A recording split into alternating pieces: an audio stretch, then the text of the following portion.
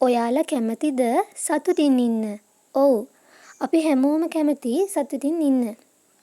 එහෙනම් බලමු සතුටින් ඉන්න මොනවද අවශ්‍ය වෙන්නේ කියලා.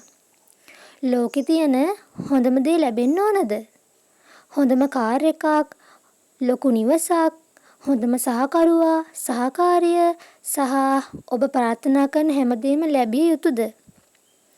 මෙච්චර කාලයක් එහෙමද හිතුවේ?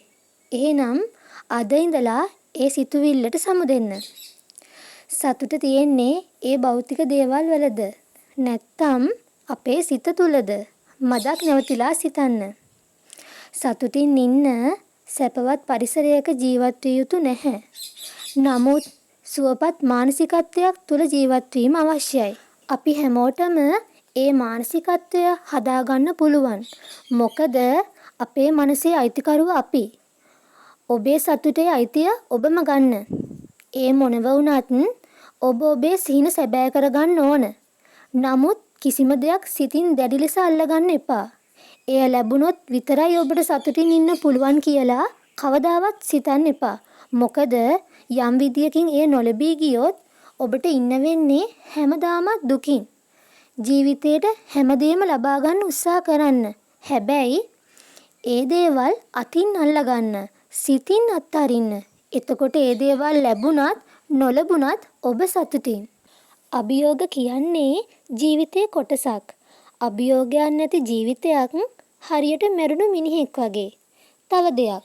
මිනිස්සු ඔබ ගැන කියන දේවල් ගැන කරදර වෙන්න එපා. ඔබට දුකක් ඇති කිරීමට ඔවුන් දෙයක් කියනව නම් ඔවුන්ගෙන් ඔබ ඈත් වෙලා ඉන්න. ඔබට විහිළු කරන, අභියෝග වලට සිනාසෙන අය සමග මිතුරු නොවන්න. ඔබව සතුටින් තියන මිනිසුන් සමග මිත්‍රවන්න. අද දුප්පත් මිනිසා හෙට පොහොසත් විය හැකිය. වෙනස් වීම හැම වෙලෙම සිද්ධ වෙන දෙයක්. ජීවිතය කියන්නේ අවදානම් ගන්න එක. අවදානමක් නොගත්තොත් හිතේ ආසාවන් ඉෂ්ට වෙන්නේ නැහැ. ජීවිතේ සිදුවන හැම දෙයක්ම සුබවාදීව හිතන්න ඕන.